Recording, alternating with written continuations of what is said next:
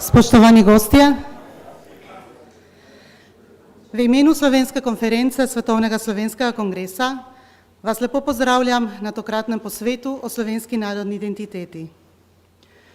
Posvet, ki je sestavni del programa vseslovenskega srečanja Dobrodošli doma, bo namenjen razmišljanju o slovenski narodni identiteti, njenih elementih in razvoju identitete od časa osamosvojitve Slovenije. Osrednja pozornost ob razpravi pa bo namenjena konkretnim predlogom za tesnejše sodelovanje Slovencev na enotnem kulturnem vseslovenskem prostoru, pomembni tematiki za ohranjanje slovenske narodne identitete ter predlogom za krepitev narodne identitete. Najprej pa prisluhnimo slovenski himni in himni Svetovnega slovenskega kongresa Slovenec sem, ki jo bo zapela Nadja Magister.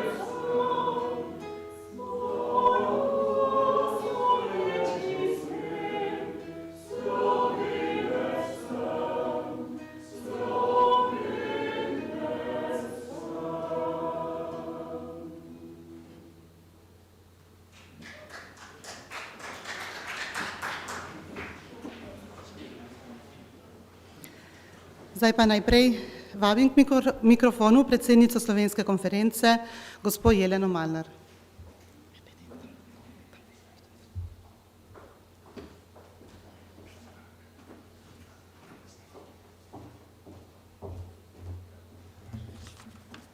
Pozdravljeni, spoštovani minister za Slovence v zamejstvu in po svetu Matej Arčon, spoštovani predsednik Slovenske akademije znanosti in umetnosti profesor dr. Peter Štih, spoštovani dekan Fakultete za pravo in poslovne vede Katoliškega inštituta dr. Mitja Steinbacher, spoštovani dr. Pleskovič, pozdravljeni vsi prisotni. V imenu Slovenske konference Svetovnega slovenskega kongresa se vam želim zahvaliti za udeležbo na današnjem posvetu. Ekipi Slovenske konference se zahvaljujem za pripravo tega dogodka, častnemu pokrovitelju, profesorju dr. Petru Štihu pa za častno pokroviteljstvo. Le en dan ni dovolj za razpravo o tako pomembni temi, osebni in fundamentalni temi, kot je slovenska narodna identiteta. Narodna identiteta ni le strokovni pojem in teoretični koncept, ampak globoko zasidran občutek pripadnosti in ponosa, ki je težko dojemljiv za razum, ampak močan v srcu in duši. V okviru strokovnega posveta o slovenski narodni identiteti bomo razmišljali o njenih elementih in razvoju s ciljem njenega prebujanja in ohranjanja v prihodnje, tako v Sloveniji kot v širšem slovenskem okolju izven njenih meja, tako v zamejstvu kot po svetu. Upam, da vas bodo današnje teme iz razprave z vrhunskimi strokovnjaki in tudi osebnostmi spodbudile poglobljenemu razmišljanju o tej tematiki. Hvala vam še enkrat in prijeten dan.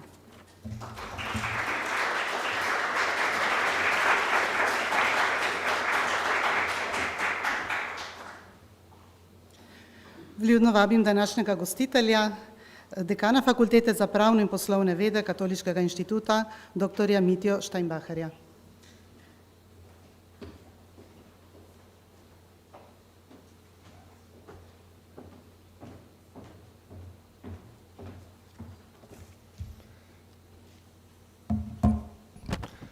Spoštovani gospod minister, spoštovani gospod predsednik SAZU, spoštovani gospod predsednik Slovenskega kongresa, spoštovana gospa Jelena Malnar, zbrani, torej prisotni, cenjeni gostje, spoštovani govorci, veliko veselje me je v resnici, da vas lahko pozdravim torej, v imenu sodelavcev Fakultete za pravo in poslovne vede, torej na današnjem slavnostnem posvetu, ki bo, torej, kakor je iz programa razvidno, zelo močan vsebinski posvet na izredno pomembno temo, torej, v katero smo nekako zaplavali zdaj s tem uvodnim, izredno lepim torej, napevom slovenske himne.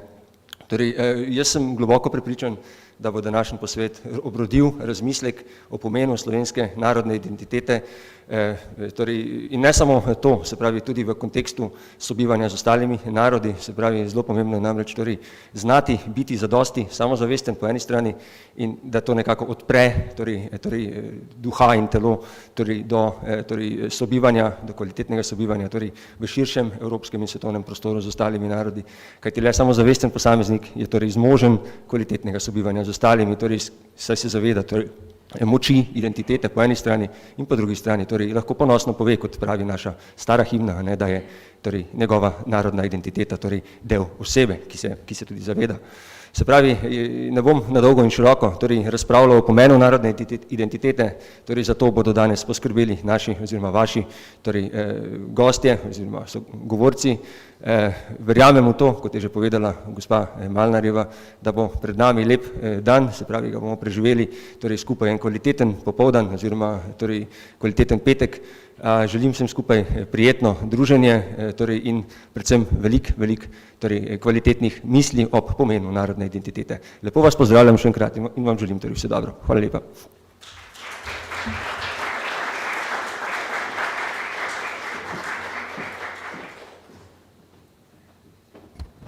Pred mikrofon pa zdaj vabim ministra za Slovence v zamejstvu in po svetu, gospoda Mateja Arčona.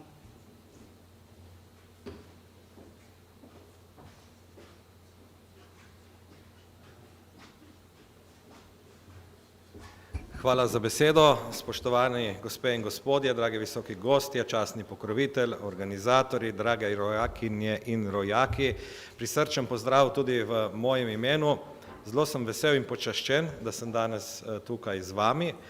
Tudi zato, ker smo imeli včeraj zelo kvaliteten posvet v državnem zboru z precejšnjim obiskom in zanimanjem in je ne nazadnje tudi junij mesec, lahko rečem, naš skupen praznik, ko praznujemo zavedanje pomena Slovencev v zamejstvu in po svetu.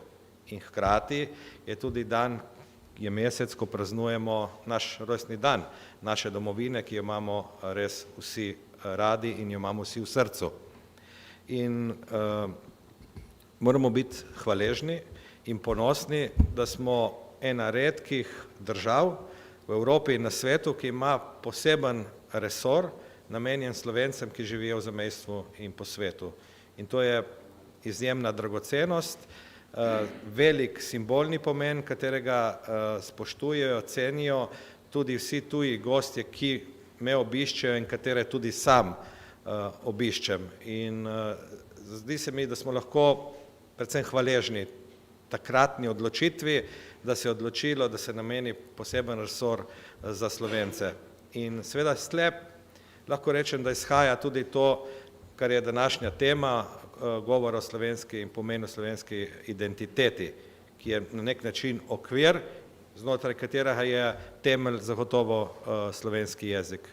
In jaz sem včeraj na tem simpoziju tudi povedal 3 oziroma 4 ključne stebre, s katerimi se ukvarjamo na našem uradu. En je zagotovo kultura in ohranjanje slovenskega jezika in tle pospešeno vlagamo finančna sredstva in skupaj s pristojnim ministrstvom in vsemi krovnimi organizacijami delamo na temu, ker se še kako zavedamo, da se slovenski jezik je v upadu in potrebujemo konkretne korake in konkretno akcijo, da dejansko ohranimo slovenski jezik, predvsem med Slovenci, ki živijo po svetu.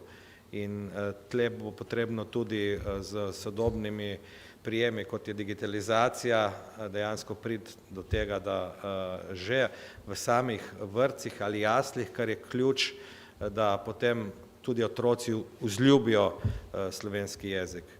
Drugi steber je zagotovo so mladi, ki odhajajo po izkušnje ali imajo tudi interes vračanja v svojo matično domovino. Tu bomo dejansko tudi pripravili ustrezno strategijo, na podlagi katere želimo v samem uradu imeti posebno info točko, da bodo na enem mestu dobili vse potrebne informacije o vračanju v domovino. Potrebno je pa sprejeti tudi na vladni nivoju ukrepe, da bojo dejansko zanimivi in da bojo te mlade pritegnili nazaj, ki si v tujini nabirajo dejansko dragocene izkušnje. Hkrati je pa tudi, čutim, velik izziv med organizacijami, kako mlade ukomponirati v delovanje slovenskih društev, ki delujejo v zamejstvu in po svetu.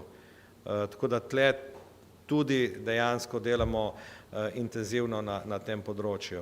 Včerajšnja tema sestanka, srečanja je bilo tudi gospodarstvo, se pravi tudi kako skozi gospodarske povezave, ki jih ni malo, jih je precej po celem svetu, povezati in hkrati tudi skozi gospodarsko povezovanje krepiti slovensko narodno identiteto. In četrti steber, ki je na nek način tudi ključen, je pa sodelovanje. Mi smo tako na gospodarskem področju, na področju delovanja krovnih organizacij, želimo si tudi na kulturnem področju povezati vse krovne organizacije, vseh 4 zamejskih organizacij, imeti več interakcije tudi z društvi, ki delujejo po svetu, ker se zavedamo, da je samo v sodelovanju, povezovanju ta naša skupna moč. In tudi današnji dogodek je v znamenju sodelovanja vseh 4 civilnih organizacij, ki delujejo v Republiki Sloveniji in vsaka na svojem področju da svoj pomemben prispevek k temu, da smo Slovenci nenazadnje zelo povezani.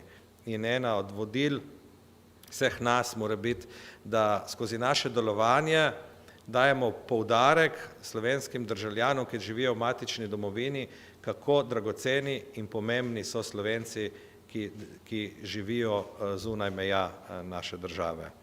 In samo na ta način bomo se zavedali, kako lepa in čudovita je naša domovina in da jo imamo vsi radi in imamo vsi v srcu. Hvala in prijeten simpozij vsem skupaj.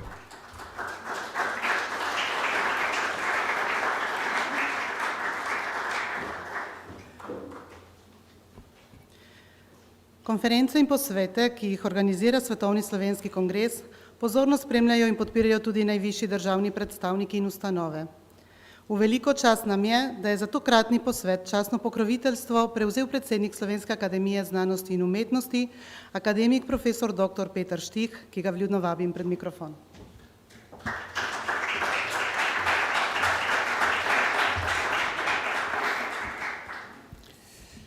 Spoštovani gospod minister, Matej Arčon, spoštovani gostitelj, dekan Fakultete za pravo in poslovne vede Katoliškega inštituta, gospod Mitja Steinbacher, spoštovani gospod Boris Pleskovič, predsednik Svetovnega slovenskega kongresa, spoštovana gospa Jelena Malnar, predsednica Slovenske konference Slovenskega svetovnega kongresa, spoštovane gospe in gospodje, dragi rojaki, resnično mi je v veliko zadovoljstvo in čast tudi, da vas lahko v imenu Slovenske akademije znanosti in umetnosti pozdravim na današnjem posvetu o slovenski identiteti.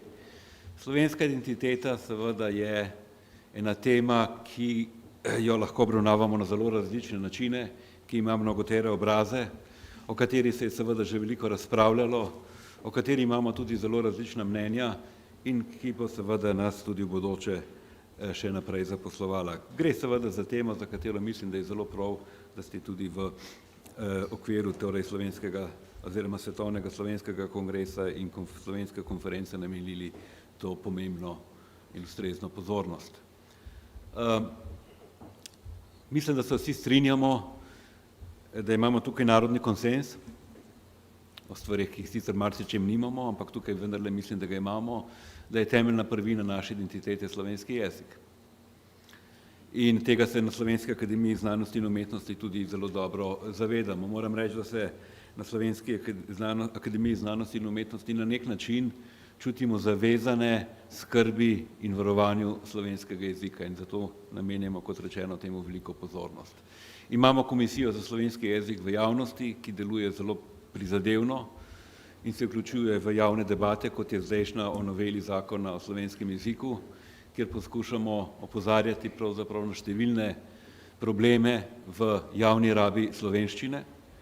Predvsem pa bi rad opozoril tudi na to, da smo zelo aktivni tudi čuječi, kar se tiče uporabe slovenskega jezika v visokem šolstvu. Visoko šolstvo je eno področje, seveda ne edino, ampak eno od teh področij, kjer smo priča velikim spremembam povezanimi z globalizacijo, digitalizacijo naše družbe. Veste, da je danes v akademskem svetu pravzaprav angleški jezik postala nesporna lingua franca in da je to pravzaprav postaja težava. Težava v tem smislu, da postajajo vsi ostali jeziki pravzaprav drugorazredni. In to celo tako veliki jeziki kot recimo nemški jezik. V akademskem svetu se danes pravzaprav na mednarodnem nivoju in tudi že na nacionalnih razpravlja samo v angleškem jeziku. Vse konference več ali manj potekajo v angleščini. To je večplasten problem, ki ni samo naš problem in pravzaprav katerega še niti ne vemo, kako ga bomo uspešno rešili. Ima seveda prednosti, kot ima vsaka stvar, dve plati medalje in ima seveda tudi slabe strani, torej takšno stanje. Naše stališče, kar se tiče slovenskega jezika v visokem šolstvu, pri čemer seveda absolutno nismo proti internacionalizaciji slovenskega visokega šolstva, je pa vendarle to, da ima vsak slovenski državljan, se pravi vsak slovenski študent, da mora imeti pravico, ki je ustavna pravica, da lahko dokonča študij v slovenskem jeziku, svoj visokošolski študij. Se pravi, lahko se ponujajo vsebine tudi v tujih jezikih, vendar če se študent odloči in želi vse izpite opraviti v slovenskem jeziku, mu to mora biti zagotovljeno. To mislimo, da je minimum, mimo katerega pač ne moremo iti. Slovenska akademija znanosti in umetnosti tudi zelo izrazito in načrtno podpira Inštitut za slovenski jezik Frana Ramovša na Znanstveno-raziskovalnem centru SAZU. Gre za našo osrednjo inštitucijo, ki se ukvarja z proučevanjem slovenskega jezika. Vsa slovaropisna dela nastajajo na tem inštitutu. Vsa temeljna dela zgodovini slovenskega jezika, zgradbi slovenskega jezika, leksikografska dela in tako naprej nastajajo na tem inštitutu. Vsem je poznam Fran, to spletno orodje, ki ga dnevno uporabljamo, ki je seveda tudi doma na tem inštitutu. Preko programa Naravna in kulturna dediščina slovenskega naroda, torej tudi finančno, vsako leto zelo izrazito, kot rečeno, v ne tako majhnih vsotah podpiramo. To je denar seveda, ki ga daje država direktno akademiji, akademija pa ga potem namenja inštitutu, da lahko raziskovalci tam nemoteno opravljajo svoje raziskovalno delo. Slovaropis je v znanosti ni cenjeno delo oziroma ni ovrednoteno delo, kot bi znanstveno delo moralo biti. In zato se seveda tej raziskovalci ne morejo prijavljati na projekte na način kot ostali raziskovalci in rabijo tudi to pomoč. Če mi dovolite še dve misli, malo nekoliko kot zgodovinar seveda, če lahko tukaj govorim pred vami, ne samo kot predsednik Slovenske akademije znanosti in umetnosti, bi rekel še tole glede slovenskega jezika in njegove vloge v sklopu, ki ga poznamo pod imenom slovenska identiteta. Slovenska identiteta se je seveda začela oblikovati prav okrog jezika. Prvič je artikulirana misel ta bila ali pa ta zavest, začetki te zavesti s protestanti, to vemo, z protestantskimi pisci od Trubarja naprej, ko so tudi prvič dokumentirane besede kot slovenec, slovenci, slovenski jezik, slovenske dežele in podobno. Ob tem bi vendarle rad rekel, neke druge možnosti, kot da se je začelo to povezovanje okrog jezika, pravzaprav takrat verjetno niti bilo ni. Moramo vedeti, da so govorci tega jezika pač živeli ali pa prebivalci tukaj med severnim Jadranom, vzhodnimi Alpami in zahodno-panonsko nižino so živeli v 3 državah. In tudi tista večina, ki je živela v okviru Habsburške monarhije oziroma habsburških dednih dežel, je živela v različnih zgodovinskih deželah, ki so se vsaka zase, vsake posebej seveda trudile, da so ohranjale svoje specifičnosti, svoje razlike in tudi svoje deželne identitete. Valvazor, še precej kasneje kot recimo Trubar in njegovi kolegi, je seveda še popolnoma zavezan deželni zavesti. On se ima za Kranjca, jasno, ne za Slovenca. In on napiše spomenik svoji domovini, ki je dežela Kranjska in vzpodbuja kranjsko deželno zavest in zgodovinsko zavest obstoju te dežele. Torej, to so stvari, ki so pomembne. Poleg tega, se pravi, jezik je bilo pravzaprav edino sredstvo, ki je v teh politično divergentnih okoliščinah združevalo, ali pa sorodstvo teh dialektov združevalo te ljudi. Na tej osnovi se je potem začela razlikovati slovenska pravzaprav identiteta, ki seveda v tistem času še ni bila narodna identiteta. In še na en moment bi rad opozoril kot zgodovinar, tudi naš koncept nacionalne zgodovine, ki ga je vzpostavil Anton Tomaž Linhart konec 18. stoletja, je pravzaprav ta preboj, ki ga je naredil Linhart, s tem, ko je lahko v to nacionalno slovensko zgodovino vključil teme od zgodnjega srednjega veka, povezane s Karantanjo, s kraljem Samom in tako naprej. Vse to pravzaprav je bilo omogočeno šele na podlagi metodološkega razmisleka oziroma uveljavljenega stališča v tistem času, kot so Nemci temu rekli, Volksgeschichte ist Sprachgeschichte, se pravi, zgodovina ljudstev ali narodov je zgodovina jezika. Iz tega je izhajalo zaključek, da so jezikovne kontinuitete seveda hkrati tudi nacionalne kontinuitete. In na tej podlagi je lahko Linhart, kar recimo Zoisu in njegovemu krogu še ni uspelo, lahko v to zgodovino vključil, kot rečeno, te zgodnje srednjeveške teme. Na takšen način je knežji kamen postal naš najpomembnejši simbol, zgodovinski simbol, čeprav je seveda o tem, kot danes vemo, tudi zelo veliko mitologije. Ampak tako je pač takrat to bilo. Dejstvo namreč je, da vsak jezik ima svojo neprekinjeno kontinuiteto, v trenutku, ko ta kontinuiteta zgine, je jezik mrtev. Vendarle, kot zgodovinar se pa moram tudi zavedati, da jezikovna kontinuiteta še ne pomeni narodne kontinuitete. Prebivalci zgodnjega srednjega veka, spoštovane gospe in gospodje, se vendarle sami sebe niso imeli za Slovence na tem prostoru. Čeprav so govorili jezik, iz katerega izhaja današnja slovenščina. Karantanci so pač bili karantanci, slovansko ljudstvo, ki je govorilo slovanski jezik, iz katerega je šla slovenščina, vendar njihova identiteta ni bila slovenska. Mi smo jih naredili za Slovence v času nacionalnega oblikovanja. In s tem smo naredili nekaj, čemur jaz pravim retrogradna nacionalizacija zgodovine. Nekaj, kar je tipično za vse evropske narode in vse evropske zgodovine. Vendar, kot rečeno, to ne zmanjšuje pomena, ki ga ima slovenski jezik za slovensko zgodovino in za slovensko identiteto. To je seveda potrebno tudi ločiti in povedati. Mimogrede še zaključek, morda še ena misel. Predstave, ki jih imamo mi danes o jezikih oziroma povezavi med narodom in jezikom, so zelo, zelo stare predstave. To so biblijske predstave. To so predstave, ki so, bi rekel, tematizirane v dveh zgodbah v Stari zavezi, v prvi knjigi. In sicer je to zgodba o vesoljnem potopu, ne? Kjer vsi narodi oziroma vsa ljudstva izhajajo iz Noetovih sinov. Se pravi, narodi so tukaj definirani po genealoškem, če hočete, biološkem ključu, kot biološke skupnosti. Tudi vemo, da temu ni tako. In druga zgodba je zgodba o Babilonskem stolpu.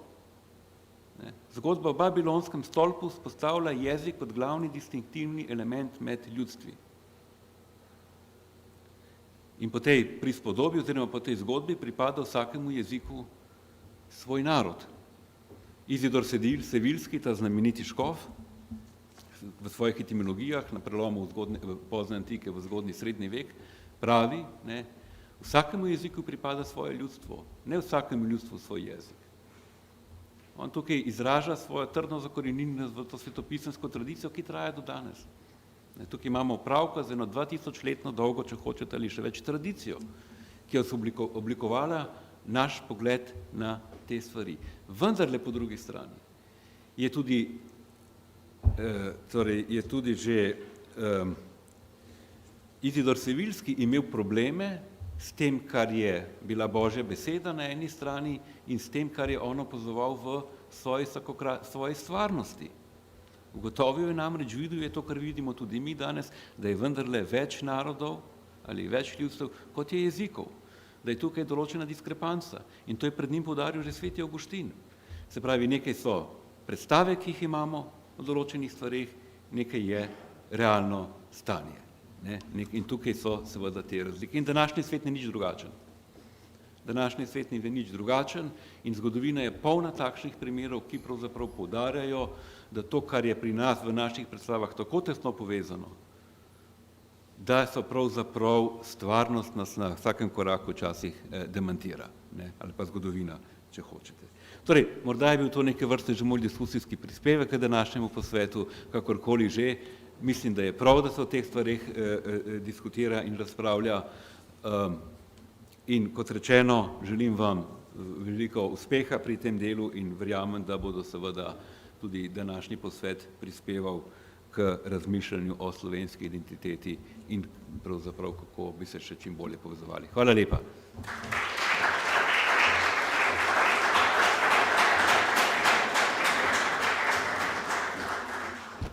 Vsem gostom se iskreno zahvaljujem za pozdravne besede in nagovore. Sedaj pa ponovno prisluhnimo Nadi Magister.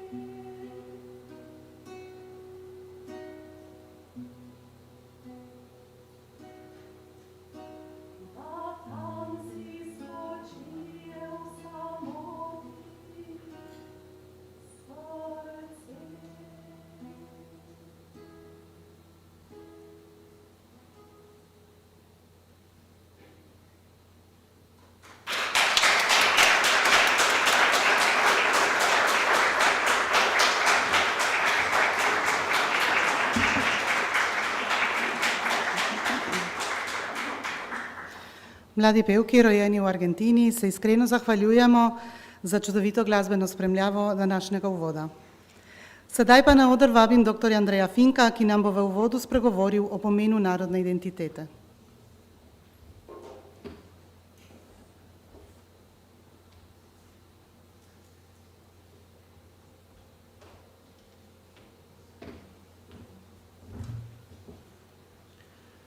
Spoštovani, v tem kratkem času, ki mi je odmerjen, naj na kratko samo natresem nekaj elementov, ki se mi zdijo, spadajo bistveno v to današnjo problematiko.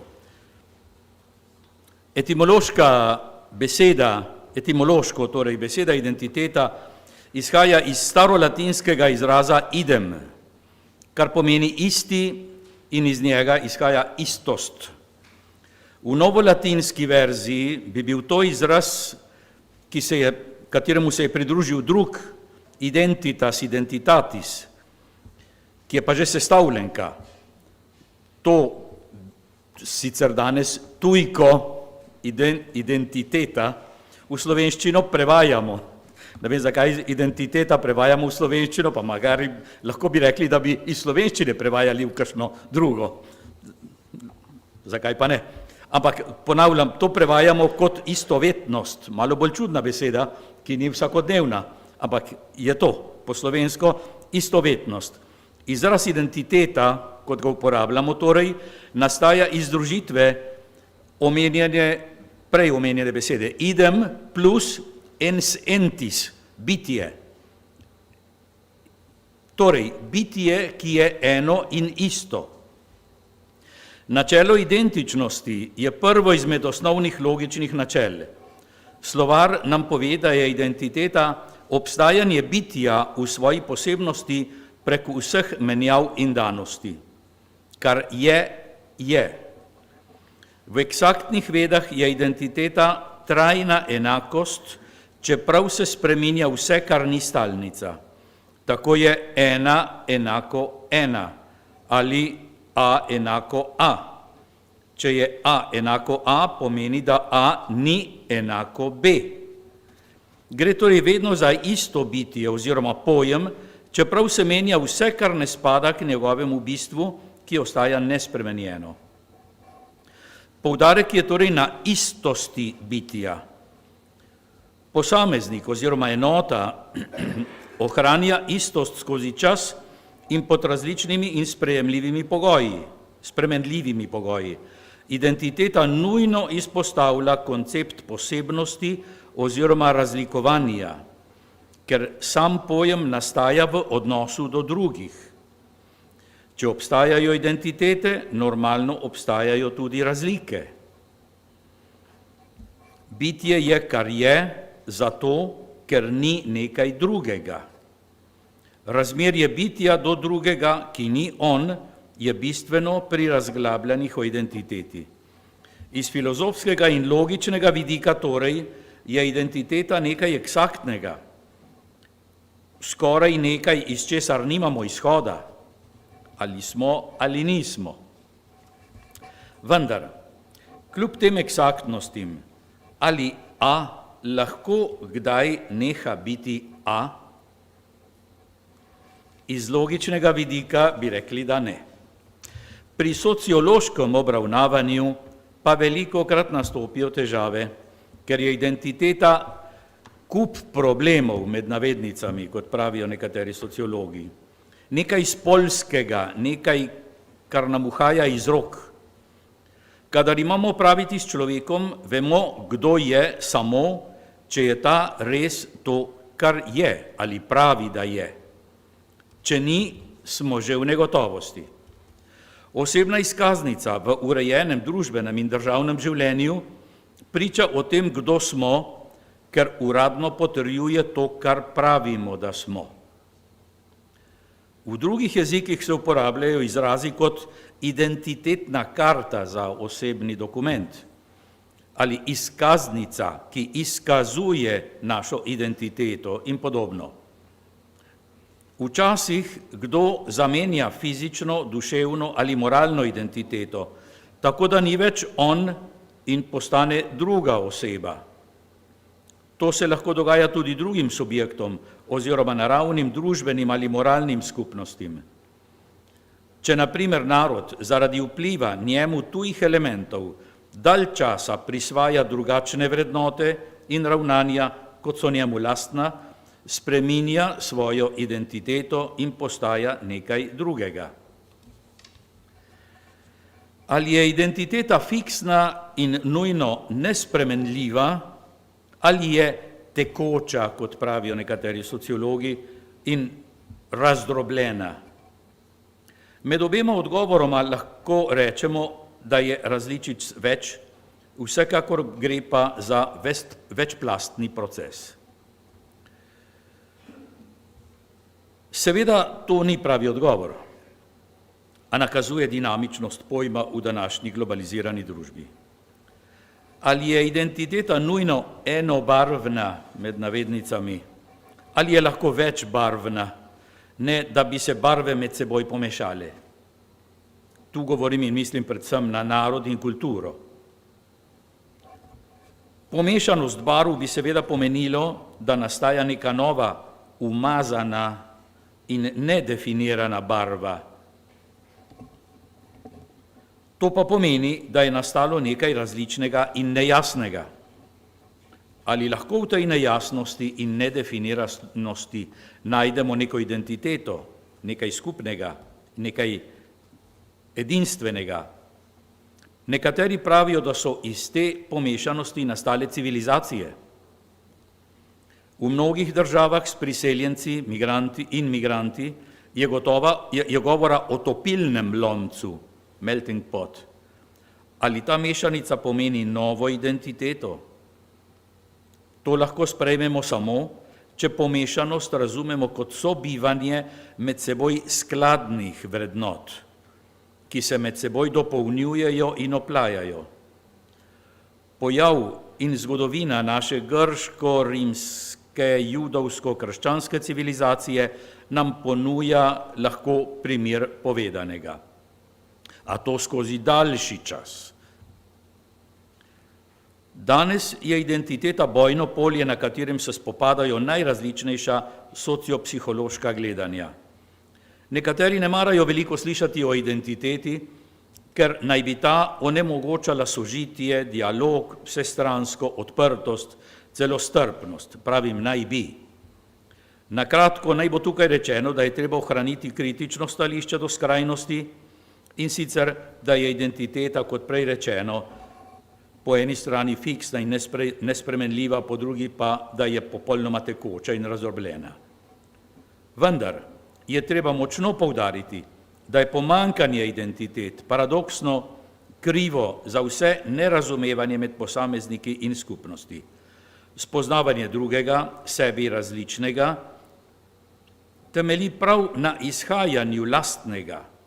Jaz ne morem spoznavati in spoznati tebe, če ne vem, kaj sem. In ne morem spoštovati tebe, če ne spoštujem sebe z vsem, kar to svojstvo pomeni. Ljudje, ki so izgubljeni narodnostno ali moralno, torej nedefinirani, ne morejo veliko prispevati k sožitju, ker že samo sožitje pomeni skupno življenje različnih, v čemer je resnično bogatstvo. Ob tej snovi nastajajo običajno mnoga vprašanja, ki jih bom tukaj spet, kot rečeno, zgolj natresel. Prvič, katere so prvine osebne identitete? Identiteta pomeni pripadnost, to pa je nekaj zavestnega. Ali je to samo nekaj subjektivnega? Zavedam se, da pripadam neki skupnosti, ali objektivnega. Če imam če imam azijatske poteze na obrazu, mi bo vsakdo rekel, da nisem Evropejec, ne glede na moje notranje čutenje. Naj bo tako ali drugače, vsak človek je edinstven in enkraten. Pogojujejo ga družina kot ožja skupnost, družina mu daje neko podedovano identifikacijo z lastnimi značilnostmi. Je neko skladišče, kot pravijo nekateri, pa tudi zatočišče. Nad družino so pa širše skupnosti, Tam lahko beležimo način življenja, raso, kraj, rojstva, jezik, navade, vero, ozemlje in pri ozemlju seveda mnogo različnosti, ki vplivajo na osebno identiteto, če je ozemlje ravninsko, hribovito, če je otok, če je rodovitno, če je peščeno, ozko, razsežno, z morjem ali brez njega. Dalje podnebje, tropsko ali arktično, način življenja. Katere so prvine najširše narodne identitete? Preteklost oziroma zgodovina naroda in v njej posledice sožitja z drugimi, sosedi. Katere so vrednote, ki vplivajo na narodno bivanje in sobivanje?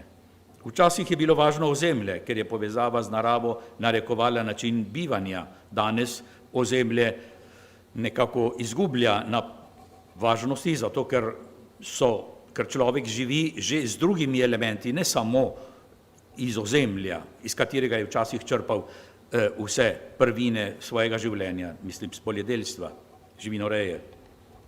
Bivanje predpostavlja vrednote, brez katerih se ne da bivati, še manj sobivati. Kaj pa so vrednote? Ne bomo o tem razglabljali, pač kratka definicija, privlačno dobro. Dobro, ki privlači do take in do te mere, da se za tem dobrim pehamo, če hočete, da temu sledimo, da to ohranjamo. Ampak mora biti dobro, seveda, privlačno. Slabo je tudi privlačno, ampak če je privlačno slabo, ne more biti vrednota. Ni kulture brez vrednot. Katere so te vrednote? Lahko razlikujemo med višjimi in nižjimi. Višjimi, recimo, vera, jezik, izročila, medsebojno spoštovanje, vse tisto, kar vsebuje pravila igre, in nižjimi, recimo, kulinarika, plesi, oblačila in drugo. Vrednote vplivajo na izklesanje lastne identitete, ki se ob njih izoblikuje skozi čas. Z ohranjanjem teh vrednot ohranjamo sami sebe. Ali je sploh možno identiteto menjati, zamenjati? Če zapustimo svojo izvorno identiteto, s tem še nismo privzeli neke druge, temveč smo samo zatavali v neko nedefinicijo. Pridobitev neke nove identitete v polnem pomenu besede je eventualno možno le skozi dolgo časovno dobo. Na to sem že prej poudaril. Naša grško-rimsko-judovsko-krščanska civilizacija se je izoblikovala skozi stoletja, tisočletja.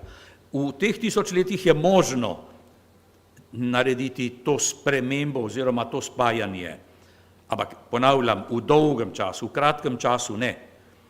Kot je znano, torej so sociopsihološki in kulturni procesi zelo počasni, nekateri pravijo obupno počasni, ampak samo na ta način se lahko kaj spreminja, če se. Ali se da izgubo identitete meriti? Oziroma, kdaj se lahko reče, da je neka identiteta zamenjana z drugo ali bistveno prizadeta, spremenjena? Ali bi se dalo meriti, na primer, po rodovih? Koliko rodov mora preteči, da mi nehamo biti mi? Ali je danes pojem identitete v globaliziranem svetu sploh še aktualen? Danes opažamo krizo identitet in pojmov. Nekateri, na primer sociolog Bauman, pred nekaj leti pokojni, iz sociološkega vidika trdijo, da je danes vse tekoče, to je znana njegov izraz, njegov umotvor, če hočete. Torej, ni več definiranih identitet, vsaj po njegovo. Ali je to res ali ne, lahko se vprašamo. Meni se zdi, da ni, ampak vendar. Ni oprijemljivih prvin, na katere bi se opirali in iz katerih bi izhajali v našem današnjem razmišljanju. Identitete so se utekočinile. To je pojav, sredi katerega živimo. Nekateri to imenujejo tudi degradacija karakterja. Tako ponavljana multikulturnost je izraz, ki resnično ne pove veliko oziroma komaj kaj, če sploh. Razen ugotovitve, da je kultur veliko, ja, to pa ni nobena novost. Nemogoče pa je pripadati istočasno dvem, še manj vsem. Tudi o tem bi se dalo kaj reči, ampak na kratko naj bo to. Vsekakor tudi, če bi se eventualno pripadalo 2 ali večjim identitetam, mora biti vsaka izmed njih zelo jasno definirana. Pa še tam je vprašanje, če so te identitete lahko med seboj skladne. Torej, ali človek v svojem zasebnem bivanju lahko živi v nekem relativizmu, kjer je vse enako vredno, kjer je vse pomešano, kjer mu lastni izvor ni jasen, če mu je sploh znan? Ali si moramo prizadevati torej, da bi svojo identiteto ohranjali neokrnjeno? Ali je v današnjem svetu to sploh mogoče? Neokrnjenost identitete je nekaj, kar postaja vedno bolj težavno, razen kolikor ni skupnih, če mi je dovoljeno uporabljati ta izraz, nadidentitet, ki bi povezovale primarne identitete. Kratko, za konec, kaj pomeni narodna identiteta za Slovence danes? Nekaj sestavnih elementov, nekaj jih je bilo že omenjenih. Prvi seveda jezik in skrb zanj. V večnarodnih državah, v katerih smo zgodovinsko živeli, slovenščina nikoli ni bila uradni jezik.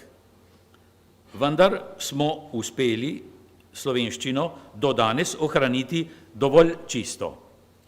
Težave se pa seveda močno javljajo danes, pa ne samo v izseljenstvu, ampak seveda tudi doma. Jaz, ki sem celo življenje živel v izseljenstvu in sem se trudil, da bi govoril čim lepšo slovenščino, se danes srečavam tukaj, doma, v jedru našega slovenstva, s celo vrsto tujk, ki so absolutno nepotrebne. Absolutno nepotrebne. Drugič, preživeta zgodovina v prej omenjenih večnacionalnih državah in vpliv na slovenskega človeka. Ta preživeta zgodovina je najprej stoletja germanske nadoblasti, Bog ohrani, Bog obvari nam cesarja Avstrijo in je cesar Avstrije in Avstrija je bila nekaj naša, nekaj slovenskega, ali pa mi nekaj avstrijskega, ne vem kako, ampak vendar. Potem je prišlo 70 let Jugoslavije in kar na lepem je cela dalmatinska obala postala naša. Še danes mnogi ljudje tukaj v samostojni državi Slovenije razmišljajo nekako tako, kot da gremo na naše morje, ne? In da nas je bilo prej skupaj 20 milijonov. Ne? Da ne govorimo potem o mešanih zakonih in čisti sociološkega vidika, mnogo takih zadev, ki so vse to nekako pomešale. Ne? Politični sistemi, pod katerimi smo živeli in pritisk na narodnost, najprej zunani državni, germanstvo, italijanstvo, jugoslovanstvo, potem pa tudi notranji, ideološki, internacionalistični. Ti so verjetno, vsaj meni se zdi, lahko najhujši. Dalje, slovenska kultura v ožjem in širšem pomenu besede. Tudi to je zame najvažnejši element. Ta ima in je imela največji pomen pri ohranitvi slovenske identitete skozi stoletja. Kultura je za nas politična kategorija, to zelo poudarja in zelo jasno o tem govori pokojni zgodovinar France Dolinar, ki je o tem napisal briljantne strani, tudi knjige o kulturi kot za nas politični kategoriji. Nismo imeli cesarstev, nismo imeli monarhiji, posebno še potem, ko smo izgubili plemstvo.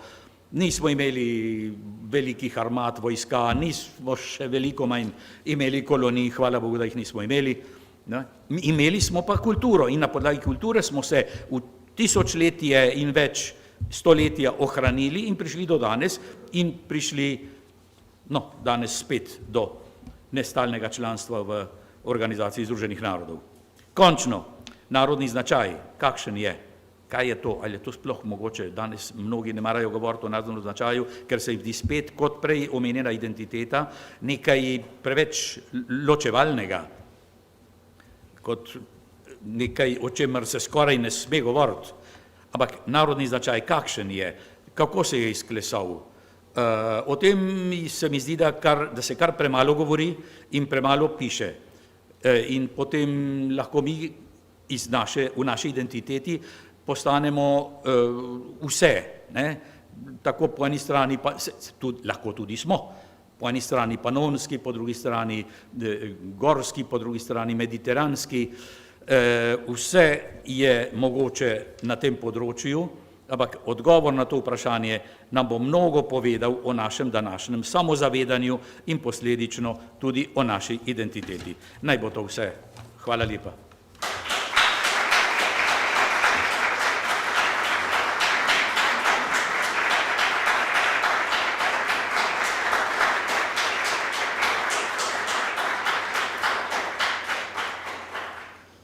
Hvala dr. Andreju Finku za te uvodne misli.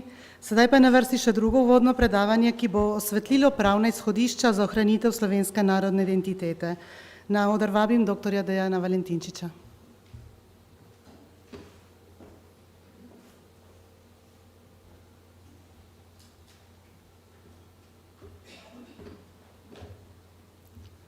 Spoštovani, najprej se lepo zahvaljujem za povabilo na simpozij s tako pomembno tematiko. Za si učinkovito ogledati izzive, ki nas z pravnega vidika čakajo glede ohranjanja in ohranitve slovenstva, dovolite najprej en kratek pogled, kam smo Slovenci v zgodovini pravno naslonili našo slovensko identiteto in kako smo pravno opredelili ob nastanku naše slovenske države. V Evropi, še bolj pa seveda po svetu, poznamo različne načine nastanka narodnih zavesti. In če nekoliko posplošim, bi lahko rekli, da v Evropi za večino romanskih držav, pa tudi recimo za Združeno kraljestvo velja, da je nastala država, preden je bila vzpostavljena narodna zavest. Za te države je tako tudi značilno, da narodnost in državljanstvo izenačujejo. Recimo primer Francije. Prav Francija je glavni razlog, da Evropa, Svet Evrope, Evropska unija v vseh preteklih 7 desetletjih niso uspeli sprejeti nobenih norm glede zaščite manjšin, ker je seveda francoska dikcija, v Franciji manjšin ni, saj so vsi Francozi. Tudi recimo, ko gledamo na problem Katalonije, ta španska ideja je, torej kako bi oni bili katalonski narod, saj so vendarle Španci, ker živijo v Španiji. Nenazadnje je takšen primer tudi Italija, čeprav je v primerjavi s ostalimi državami nastala kasneje, in seveda se je to tudi precej poznalo na primeru slovenske manjšine. Za razliko od tržaških in goriških Slovencev, ki so del Italije postali po prvi svetovni vojni in jim je Italija priznavala neko narodno in manjšinsko suvereniteto, je Italija vse do leta 2001 o beneških Slovencih, Slovencih v Rezi, govorila kot o različnih skupnostih slovanskega izvora, ki pa so seveda Italijani, ker so italijanski državljani, saj so del Italije postali že 1866, torej preden je bila zaključena faza risorgimenta.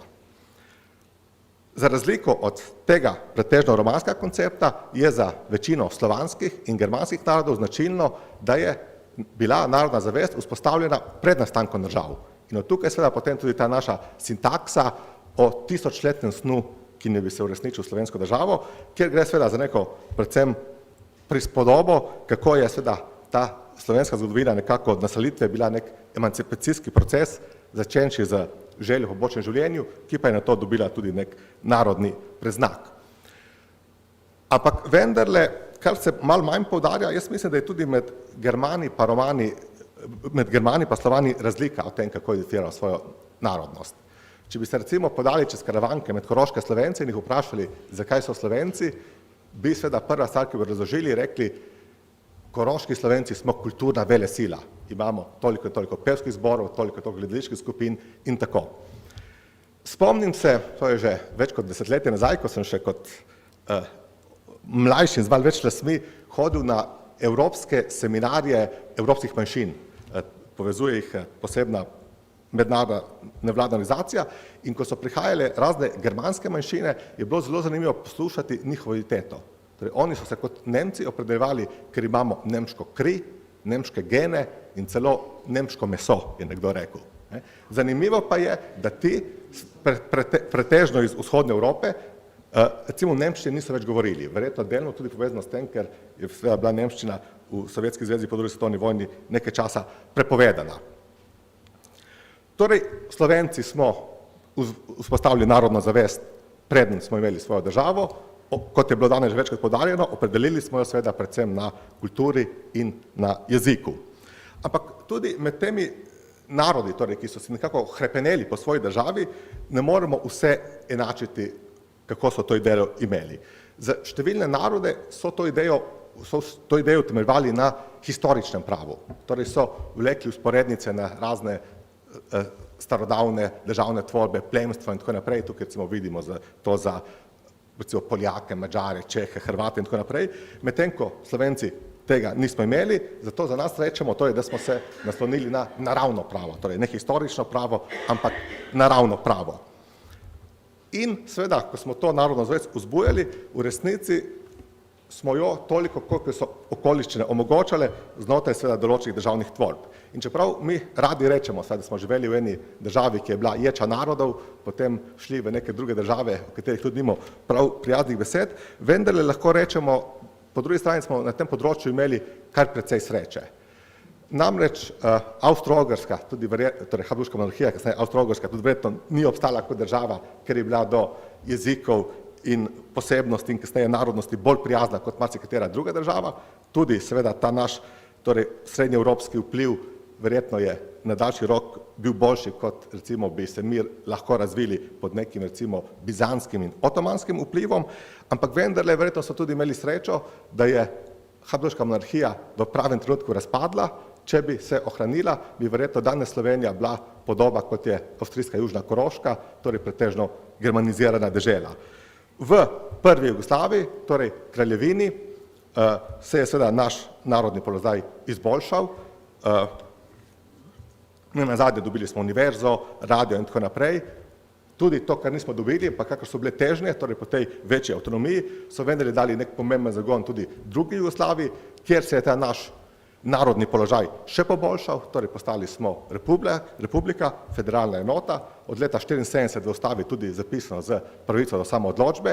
Sveda danes lahko debatiramo, je bilo to iskreno mišljeno ali ne, ampak dejstvo je bilo, da je bilo in da smo mi to s pridom izkoristili in ne nazadnje pa nam je v času druge Jugoslavije tudi uspelo vzpostaviti drugo infrastrukturo, kot naprimer letališče, pristanišče in tako naprej, in torej dobili številne potrebne atribute, da smo potem leta 1991 veliko lažje vzpostavili svojo državo. Slovenija je kot država bila ob nastanku brez dvoma opredeljena kot nacionalna država slovenskega naroda, torej slovenska narodna država. Ampak naš slovenski narod je takrat bil že toliko zrel, da tega nismo interpretirali na nek šovinističen, izključujoč način, ampak zelo odprto, pluralistično. Tako že temeljna ustavna listina o samostojnosti od neodvisnosti Republike Slovenije pravi, izhajajoč iz volje slovenskega naroda in prebivalcev Republike Slovenije. Ker so seveda Slovenci zajeti v slovenski narod, torej med prebivalce razumemo ne Slovence, ki so živeli na našem teritoriju. To ponovi tudi 3. člen ustave, ki pravi, Slovenija je država vseh svojih državljank in državljanov, ki temelji na neodtujljivi pravici slovenskega naroda samoodločbe. Torej, brez seveda narodne komponente tudi tega pravno ne bi mogli utemeljiti, ampak hkrati smo odprti in spremljajoči do vseh. Kar ne nazadnje ni ostalo samo na deklaratorni ravni, ampak tudi na praktični, torej dve avtohtoni narodni skupnosti, italijanska in madžarska, uživata zelo širok nabor pravic, dejansko vsaj v 3 segmentih tudi celo najširši v Evropi. Pri tem mislim, da seveda nimajo zgolj zagotovljenega poslanca v državnem zboru, ampak imata ta 2 poslanca tudi dvojno volilno pravico, da imata ta 2 poslanca pravico veta glede vseh stvari, ki se dotikajo manjšinskih pravic, kar mislim, da je unikum. In tretja stvar, torej da seveda jezika manjšin ne ohranjamo in spodbujamo zgolj znotraj manjšinske skupnosti, ampak da tudi od večinskega prebivalstva pričakujemo znanje in učenje jezika. Ni pa Slovenija prijazna zgolj do teh 2 narodnih skupnosti, seveda romska skupnost ima zaradi svoje specifike tudi poseben položaj, ampak dejansko tudi ostale skupnosti, predvsem imam tukaj v mislih narode iz območja nekdanje Jugoslavije, ki so najbolj številčni, v Sloveniji uživajo v nasprotju s splošnim prepričanjem zelo širok nabor pravic.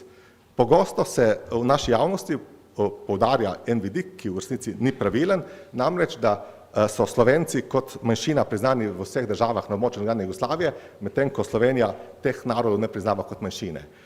Dejansko so Slovenci ustavno priznani zgolj na Hrvaškem, zakonsko pa še v Srbiji in Bosni, drugje pa ne, ampak nikjer v praksi nimajo toliko pravic, kot imajo te narodne skupnosti v Sloveniji. Če izpostavim 3 vidike, torej tako Slovenija omogoča učenje slovenščine kot dopolnilnega pouka v tujini, kot seveda tudi druge države v Sloveniji, ampak razlika pa je v tem, da Slovenija vse to izključno sama financira, medtem ko pri učenju tujih materinščin v Sloveniji vse razen učiteljic financira Slovenija, torej šolske prostore, materialne stroške, gradiva in tako naprej. To je prvi vidik. Drugi vidik je medijska oskrba, torej vemo, da imamo na naši nacionalni televiziji vsaka 2 tedna televizijsko oddajo Naglas in vsak teden radijsko oddajo Sami naši, medtem ko recimo Slovenci v teh državah z območja nekdanje Jugoslavije te pravice nimajo. In tretji vidik, torej bolj širokogrudno financiranje kulturnih dejavnosti. Torej, na podlagi tega lahko rečemo, da smo zagotovo zelo dobro poskrbeli za vse, torej, ki se mogoče ne identificirajo z prevladujočo identiteto v Sloveniji. Legitimno vprašanje pa je, seveda, kako pa poskrbimo sami zase, torej za ta osrednji identitetni vidik, ki naj bi tudi nekako utemeljil našo državo. In sedaj prehajam nekako na osrednji del mojega razmišljanja, kjer bom nekako se sprehodil najprej v zamejstvo, potem izseljenstvo in nato v matico, torej o pravnih vidikih za ohranitev slovenstva. Danes je bilo že večkrat poudarjeno, da je pri Slovencih najpomembnejši tribut za ohranjanje slovenstva slovenski jezik. S tem se seveda tudi sam absolutno strinjam. Treba pa se vprašati, ali je slovenski jezik dovolj. Koroški Slovenec Ludvik Karničar, dolgoletni profesor slovenščine na Univerzi v Gradcu, je nekoč dejal, jezika se lahko nauči vsak bedak, potrebno je vzgajati narodno zavest. Pisatelj Boris Pahor pa je v zadnjih letih svojega življenja večkrat poudarjal, v sodobnem svetu dolgoročno jezik brez zavesti ne more preživeti. In ko gledamo zamejstvo, seveda vidimo, da je danes osrednja stvar jezik, ker se tukaj tudi osrednje politične organizacije za razliko ostalih stvari poenotijo. Je pa seveda na mestu vprašanje, ali je to res dovolj. Ena stvar, ki je po moje bi bila zelo pomembna, je vprašanje učinkovitega zastopstva in predstavništva manjšine. Če nekako gledamo kvaliteto manjšinskega organiziranja po hierarhiji, bi lahko rekli nekako osnovna, prva raven je torej več zastopniških organizacij, ki so nekako na različne posredne načine imenovane. En kvalitetni nivo višje je enotno, torej je še vedno več organizacij, ki pa so demokratično legitimirane.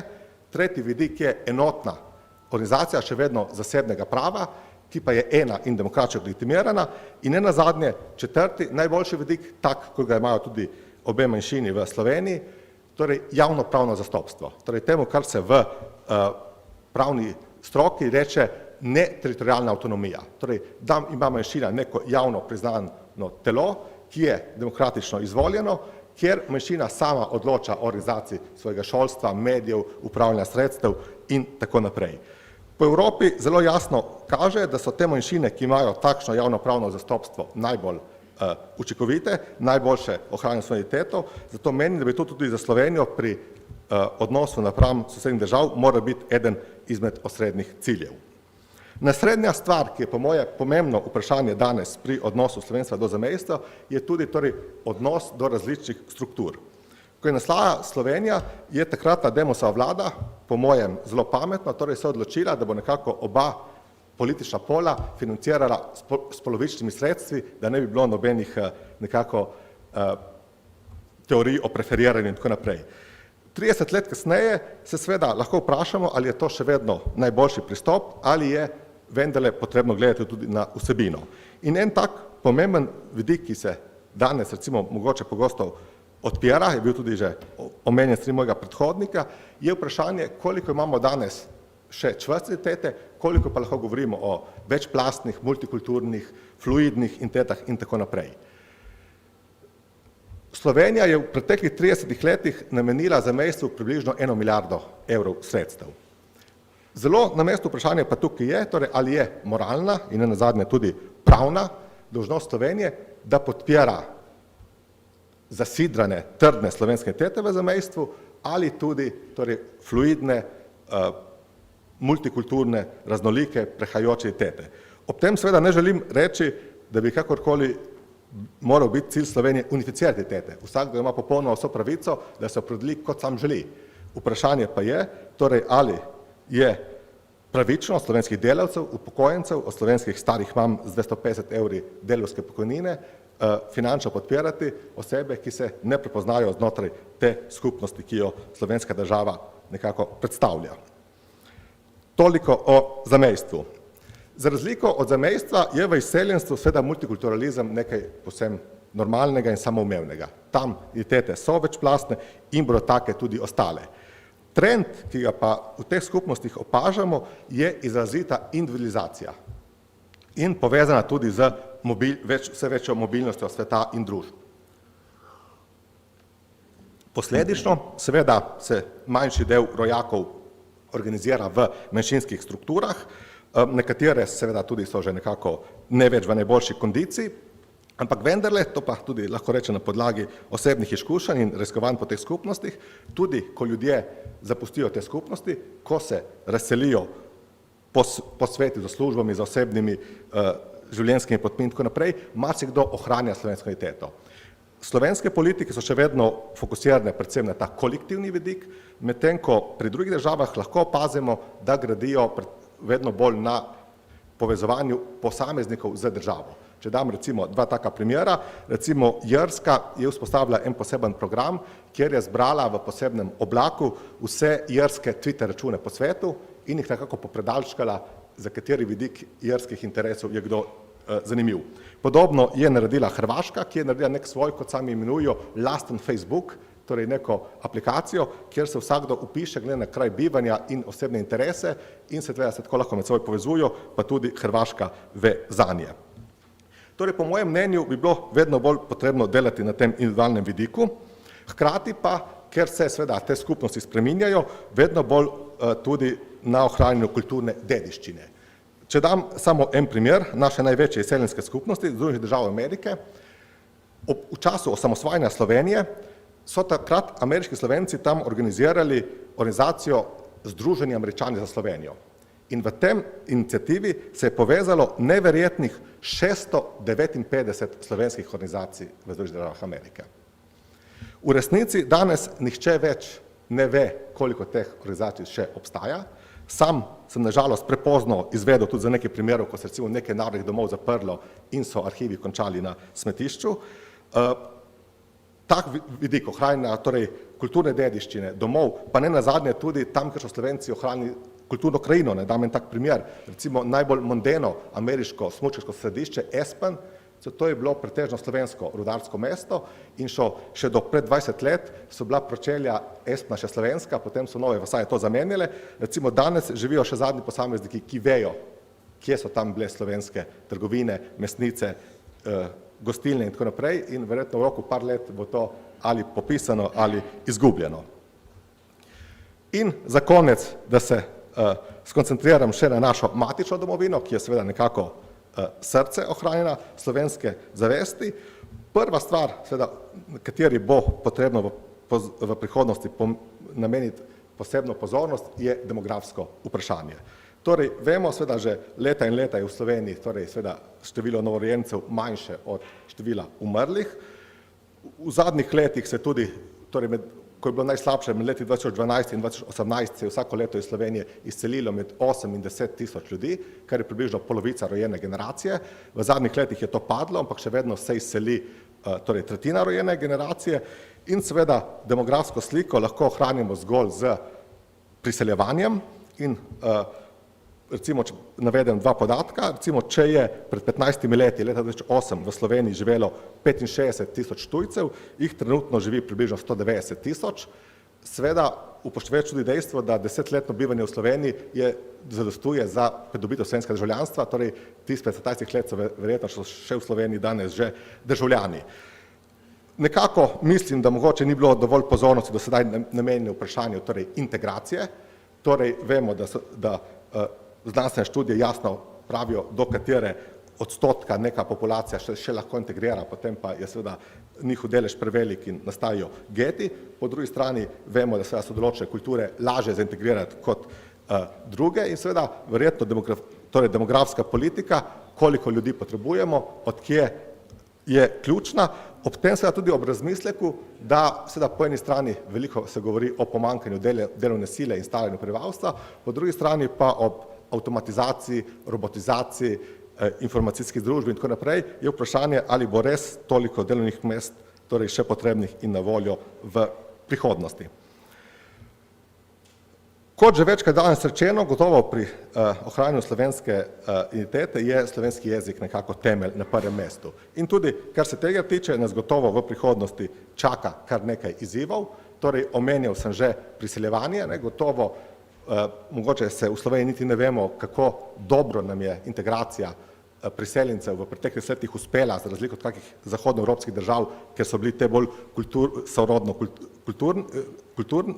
kulturno sorodni, hkrati pa seveda je jezikovna integracija podpovprečna in kar se tega tiče tudi ni nekih jezikovnih politik, hkrati pa seveda, kar se tega tiče, ne gre gledati samo vprašanje priseljevanja, ampak tudi slovenskih odnosov z sosedi. Tako recimo, če se mogoče samo skoncentriram na Goriško, odkje sam prihajam, seveda tukaj se naš slovenski narod stika z enim bistveno večjim italijanskim narodom, pa tudi seveda z Furlani in seveda tukaj zelo jasno opažamo neko jezikovno neenakopravnost. Recimo, čeprav je Goriška področje, torej zamejska Goriška področje avtohtone poselitve slovenske manjšine, ki je vključena v zamejski zakon, je tam dvojezičnost zelo redka, praktično neobstojoča, medtem ko v Sloveniji torej imamo različne poslovne subjekte, v zadnjem času pa tudi že kulturne subjekte, ki seveda povsem sami od sebe uvajajo dvojezičnost, italijanske podnapise k slovenskim prireditvam in tako naprej.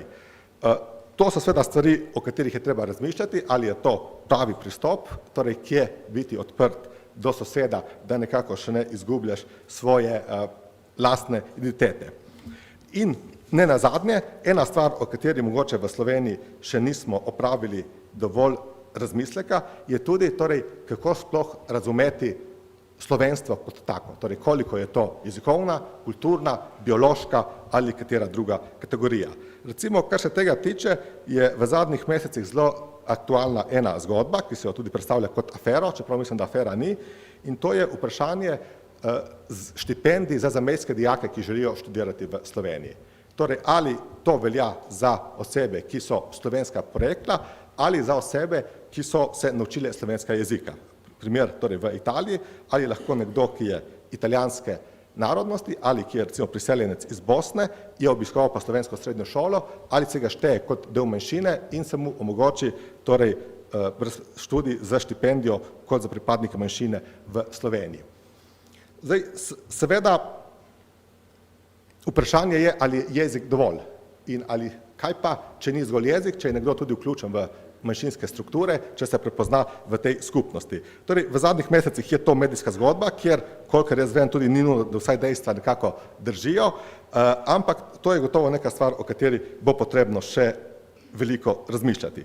In ne nazadnje, s tem zaključujem, seveda na takih posvetih, razpravah, diskusijah se zelo pogosto rado govori o spodbujanju domoljubja in mogoče si pri tem tudi malo napačno predstavljamo, torej, da bi v šolah morali učence učiti, morate biti domoljubni. Jaz mislim torej, da je seveda to ni mišljeno na ta smisel, ampak seveda, da je torej del vzgojnega procesa, gotovo tudi nekako daje poudarek, v kateri družbi živijo, v kateri državi, zakaj je ta država nastala in kateri je njen primarni cilj. Ker ne nazadnje, seveda danes sem natrosil predvsem težave ali pa pomisleke, zato ker je torej tudi naslov torej prispevka izzivi, ampak vendarle lahko smo tudi ponosni v tej narodni državi, v kateri živimo, prehodili smo eno impresivno pot, da smo, kjer smo in ne nazadnje danes živimo v neki skupnosti, kjer še nikoli nismo tako dobro ekonomsko živeli, še nikoli nismo živeli s toliko svoboščinami in zato tudi naši obeti za prihodnost še nikoli niso bili tako dobri. Hvala lepa.